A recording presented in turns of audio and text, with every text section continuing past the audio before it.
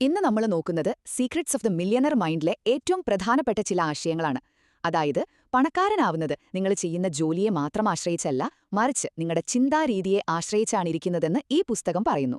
ശരിക്കും പറഞ്ഞാല് സമ്പന്നരെയും സാധാരണക്കാരെയും വേർതിരിക്കുന്നത് അവരുടെ ചിന്തകളിലെ വ്യത്യാസമാണ്. അപ്പോൾ ഒന്നാമത്തെ കാര്യം നിങ്ങളുടെ മണി ബ്ലൂപ്രിന്റ് തിരിച്ചറിയുക എന്നതാണ്. അതെന്താന്ന് വെച്ചാല് പണത്തെക്കുറിച്ച് കുട്ടിക്കാലം മുതൽ നമ്മുടെ ഉള്ളിൽ പതിഞ്ഞുപോയ ചില ധാരണകളാണ്. ഉദാഹരണത്തിന് പണക്കാർ മോശക്കാരാണ് എന്നൊക്കെ കേട്ടാണ് നിങ്ങൾ വളർന്നതെങ്കിൽ പണം സമ്പാദിക്കാൻ നിങ്ങൾക്കൊരു മടിയോ കുറ്റബോധമോ തോന്നാം. അതുകൊണ്ട് ആദ്യം ചെയ്യേണ്ടത് ഈ ബ്ലൂപ്രിന്റ് മാറ്റി എഴുതുകയാണ്. രണ്ടാമതായി ജീവിതത്തിന്റെ പൂർണ്ണ ഉത്തരവാദിത്തം നമ്മൾ സ്വയം ഏറ്റെടുക്കണം. പലപ്പോഴും സാമ്പത്തികമായി പിന്നോട്ടു പോകുമ്പോൾ നമ്മൾ സാഹചര്യങ്ങളെയോ മറ്റുള്ളവരെയോ കുറ്റപ്പെടുത്താറില്ലേ? ഒരു ഇരയുടെ മാനസികാവസ്ഥ. പക്ഷേ സമ്പന്നരങ്ങനെയല്ല.